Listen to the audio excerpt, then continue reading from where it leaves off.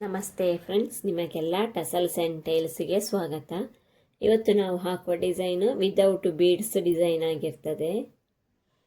ಬನ್ನಿ, ಶುರುವಿಗೆ 6 stand silk thread ತೆಗೆದುಕೊಂಡು ಅದಕ್ಕೊಂದು ನಾಟ್ ಹಾಕಿ, ನಾಟು ಮೇನ್ ಫ್ಯಾಬ್ರಿಕ್ನ ಬ್ಯಾಕ್ ಸೈಡ್ ಬರುವ ಹಾಗೆ ಹಿಡ್ಕೊಂಡು ಒಂದು ಸಿಂಗಲ್ ಕ್ರೋಶೆ ಹಾಕಿಕೊಳ್ಳೋಣ.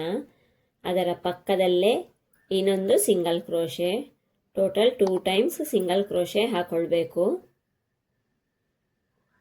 Next 2 chain ಹಾಕಿಕೊಳ್ಳೋಣ.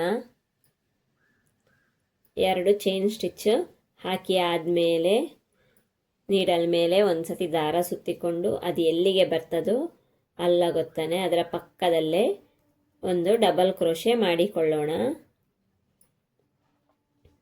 2ರಲ್ಲಿ ಒಂದು ಸತಿ, 2ರಲ್ಲಿ ಒಂದು ಸತಿ, ಈ ರೀತಿಯಾಗಿ. ಮತ್ತೆ ನೀಡಲ್ ಮೇಲೆ ಒಂದು ಲೂಪ್ ಇದೆಯಾ, ಇನ್ನೊಂದು ಲೂಪ್ ತೆಗೆದುಕೊಂಡು ಈ 2 ಗ್ಯಾಪಿನೊಳಗೆ ಡಬಲ್ ಕ್ರೋಶೆ ಮಾಡಿಕೊಳ್ಳೋಣ. ಆದರೆ ಕ್ರೋಶೆಟ್ ಹಾಕೊಳ್ಳಿಕ್ಕಿಲ್ಲ, ಈ ರೀತಿಯಲ್ಲೇ ಹಿಡ್ಕೊಳ್ಳಿಕ್ಕೆ ಲೂಪನ್ನು. ಇನ್ನೊಂದು ಸತಿ ಅದರ ಒಳಗಡೆಯಿಂದ ಹೊರಗಡೆ ಈ ರೀತಿಯಲ್ಲಿ ಬರುವ, ಇದು ಪಫ್ ಬರ್ತದೆ ಆರ್ಚ್. 2 ಟೈಮ್ಸ್ ಆಯಿತು, 3 ಟೈಮ್ಸ್, ಟೋಟಲ್ 4 to 5 ಟೈಮ್ಸ್ ಮಾಡ್ಕೋಬೋದು. 4 ಟೈಮ್ ಆಯಿತು. ಇವಾಗ 5th ಟೈಮು ಮಾಡಿಕೊಳ್ಳೋಣ. ಇನ್ನು ಎವ್ರಿ ಟೈಮ್ ಕೂಡ 5 ಸತಿ ಮಾಡ್ಕೊಳ್ಬೇಕು.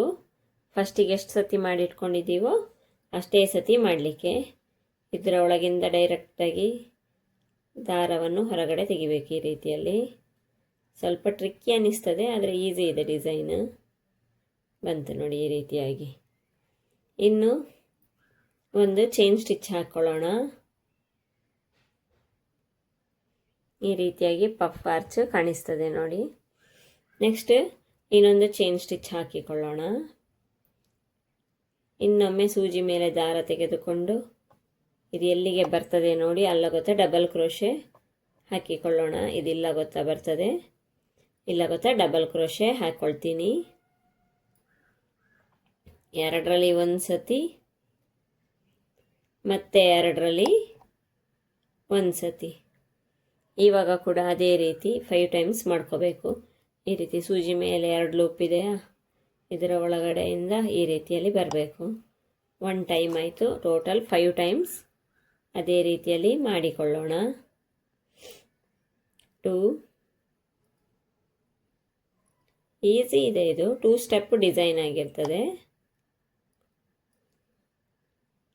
4, 5th.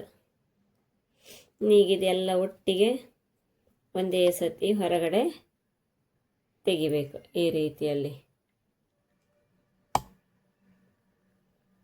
ಒಂದೇ ಸತಿ ಎಲ್ಲ ಲೂಪಲ್ಲೂ ಹೊರಗಡೆ ಈ ರೀತಿಯಾಗಿ ಬರ್ತದೆ. ಅದಕ್ಕೆ ಒಂದು ನಾಟ್ ಹಾಕ್ಕೊಂಡೆ. ಇನ್ನೊಂದು ಚೈನ್ ಸ್ಟಿಚ್ಚು, 2 ವರ್ಕಿನ ಮಧ್ಯೆ ಗ್ಯಾಪಿಗೋಸ್ಕರ ಒಂದು ಚೈನ್ ಸ್ಟಿಚ್ ಹಾಕ್ಕೊಂಡೆ. ನಾವಿಲ್ಲಿ ಬೀಡ್ಸ್ ಹಾಕೋದಿಲ್ಲಲ್ಲ, ಹಾಗಾಗಿ ಇದೆಲ್ಲಿ ಬರ್ತದೆ ನೋಡಿ ಎಕ್ಸಾಕ್ಟ್ ಪಾಯಿಂಟಲ್ಲಿ ಡಬಲ್ ಕ್ರೋಶೆ ಮಾಡಿಕೊಳ್ಳೋಣ. 2ರಲ್ಲಿ ಒಂದು ಸತಿ, 2ರಲ್ಲಿ ಒಂದು ಸತಿ. ಇನ್ನು 5 ಟೈಮ್ಸ್ ಪಫ್ ಆರ್ಚ್ ಮಾಡ್ಕೊಳ್ಬೇಕು. ಇದೇ ರೀತಿ ಒಳಗಿಂದ ಹೊರಗೆ 5 ಟೈಮ್ಸ್ ಮಾಡಿಕೊಳ್ಬೇಕು. ನಾನು ಇದೇ ರೀತಿಯಲ್ಲಿ ವರ್ಕ್ ಕಂಟಿನ್ಯೂ ಮಾಡಿ ಎಂಡಲ್ಲಿ ತೋರಿಸ್ತೀನಿ. ಹೀಗೆ ಈ ವರ್ಕನ್ನು ಎಂಡ್ ಮಾಡ್ತಾ ಇದ್ದೀನಿ. ಪಫ್ ಆರ್ಚ್ ಆದಮೇಲೆ ಒಂದು ಚೈನ್ ಸ್ಟಿಚ್ ಹಾಕಿದೆ, ಇನ್ನೊಂದು ಚೈನ್ ಸ್ಟಿಚ್ ಹಾಕಿ ಅದರ ಪಕ್ಕದಲ್ಲೇ ಇನ್ನೊಂದು ಚೈನ್ ಸ್ಟಿಚ್ ಹಾಕಿ ಈ ಥ್ರೆಡ್ಡನ್ನು ಟ್ರಿಮ್ ಮಾಡೋಣ. ಈ ರೀತಿಯಾಗಿ ಫಸ್ಟಿನ ಸ್ಟೆಪ್. ಈಗ ನೆಕ್ಸ್ಟ್ ಸ್ಟೆಪ್ಪಿಗೆ ನಾನು ಇನ್ನೊಂದು ಕಲರ್ ಸಿಲ್ಕ್ ಥ್ರೆಡ್ ತಗೊಂಡಿದ್ದೀನಿ. ಈ 2 ಸಿಂಗಲ್ ಕ್ರೋಶೆ ಹಾಕಿದ ಗ್ಯಾಪ್ ಇದೆ ನೋಡಿ, ಈ ಗ್ಯಾಪಿನಲ್ಲಿ ಆ ಥ್ರೆಡ್ಡನ್ನು ಫಿಕ್ಸ್ ಮಾಡಿಕೊಳ್ಳೋಣ. ಆ 2 ಸಿಂಗಲ್ ಕ್ರೋಶದ ಗ್ಯಾಪಿನಲ್ಲಿ ಒಂದು ಸಿಂಗಲ್ ಕ್ರೋಶೆ ಹಾಕಿ ಈ ಥ್ರೆಡ್ಡನ್ನು ಫಿಕ್ಸ್ ಮಾಡಿಕೊಂಡೆ. ಇನ್ನು 2 ಚೈನ್ ಸ್ಟಿಚ್ ಹಾಕಿ ಇಲ್ಲಿ ಇದರ ತುದಿಯಲ್ಲಿ ಫಿಕ್ಸ್ ಮಾಡೋಣ, ಗ್ಯಾಪಲ್ಲಿ. ನೆಕ್ಸ್ಟ್ 2 ಚೈನ್ ಸ್ಟಿಚ್ ಹಾಕಿ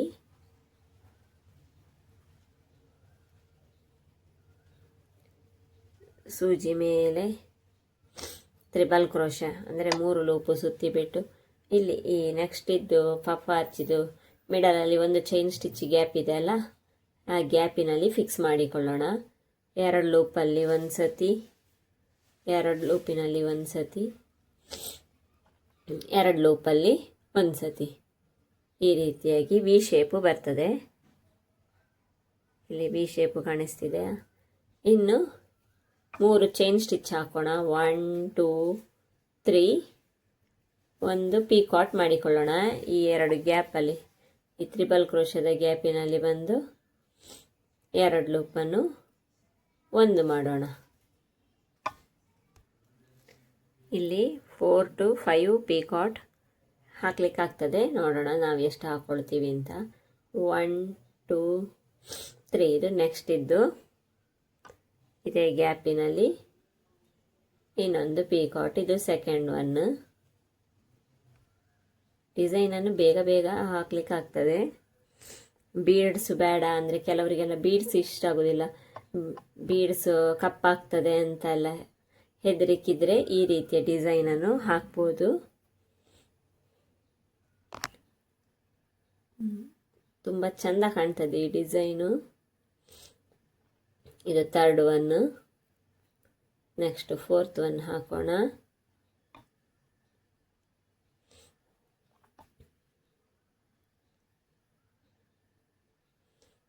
ಎರಡನ್ನು ಒಂದು ಮಾಡಿದರೆ ಪೀಕಾಟ್ ಆಯಿತು ನೋಡಿ. 4 ಪೀಕಾಟಲ್ಲಿ ಈ ರೀತಿಯಾಗಿ ಕಾಣಿಸ್ತದೆ ಲುಕ್.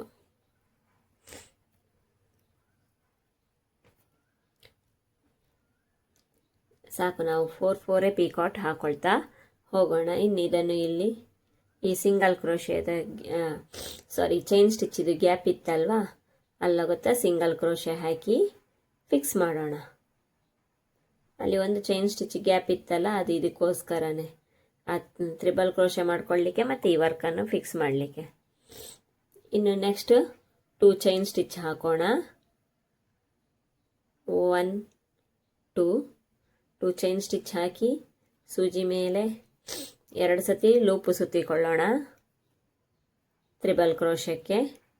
ಇಲ್ಲಿ ಇದರ ಪಕ್ಕದ ಇದು ಪಫ್ ಆರ್ಚ್ ಇದೆಯಲ್ಲ, ಅದರ ಮೇಲೆ ತ್ರಿಬಲ್ ಕ್ರೋಶೆ ಮಾಡಿಕೊಳ್ಳೋಣ. 2 ಚೈನ್ ಸ್ಟಿಚ್ಚು, ತ್ರಿಬಲ್ ಕ್ರೋಶೆ, ಮತ್ತು 3 ಚೈನ್ ಸ್ಟಿಚ್ ಹಾಕಿ ಪೀಕಾಟ್ ಹಾಕ್ತಾ ಈ ವರ್ಕನ್ನು ಫಿನಿಶ್ ಮಾಡಲಿಕ್ಕೆ ಈ ರೀತಿಯಾಗಿ ಕಾಣಿಸ್ತದೆ ನೋಡಿ. ಇನ್ನೀಗ 3 ಚೈನ್ ಸ್ಟಿಚ್ಚು, ಒಂದು ಪೀಕಾಟ್. ಇದೇ ರೀತಿಯಲ್ಲಿ ಈ ವರ್ಕನ್ನು ಮುಗಿಸ್ಲಿಕ್ಕೆ. ಇದು ವಿದೌಟ್ ಕುಚ್ಚು ಡಿಸೈನ್ ಆಗಿರ್ತದೆ.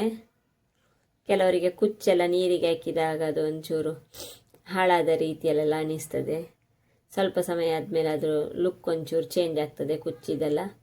ಅಂಥವರಿಗೆ ಈ ಡಿಸೈನು ಹೇಳಿ ಮಾಡಿಸಿದಾಗಿರ್ತದೆ. ಕುಚ್ಚು ಇಷ್ಟ ಇಲ್ಲದವರಿಗೆ ಪ್ರತಿಯೊಂದು ತ್ರಿಬಲ್ ಕ್ರೋಶದಲ್ಲೂ 4 ಪೀಕಾಟ್ ಮಾಡಿಕೊಳ್ಬೇಕು. ನಾನು ಇದೇ ರೀತಿಯಲ್ಲಿ ವರ್ಕ್ ಕಂಟಿನ್ಯೂ ಮಾಡಿ ಎಂಡಲ್ಲಿ ವರ್ಕ್ ತೋರಿಸ್ತೀನಿ. ವರ್ಕ್ ಪೂರ್ತಿಯಾದ ಮೇಲೆ ಲುಕ್ಕು ಈ ರೀತಿಯಲ್ಲಿ ಕಾಣಿಸ್ತದೆ ನೋಡಿ. ಈಗ ಇಲ್ಲಿ ಎಂಡ್ ಹೇಗೆ ಮಾಡೋದಂದರೆ, ನಾನು 4 ಪೀಕಾಟ್ ಮಾಡಿಕೊಂಡಾಗಿದೆ. ಇನ್ನು ಇಲ್ಲಿ 2 ಚೈನ್ ಸ್ಟಿಚ್ ಹಾಕಿ ಈ ಥ್ರೆಡ್ಡನ್ನು ಟ್ರಿಮ್ ಮಾಡಿಕೊಳ್ಳೋಣ ಮತ್ತು ಈ ಥ್ರೆಡ್ಡನ್ನು ಬ್ಯಾಕ್ ಸೈಡಲ್ಲಿ ಸ್ಟಿಕ್ ಮಾಡೋಣ. ಈ ರೀತಿಯಲ್ಲಿ ಕಾಣ್ತದೆ ವರ್ಕ್.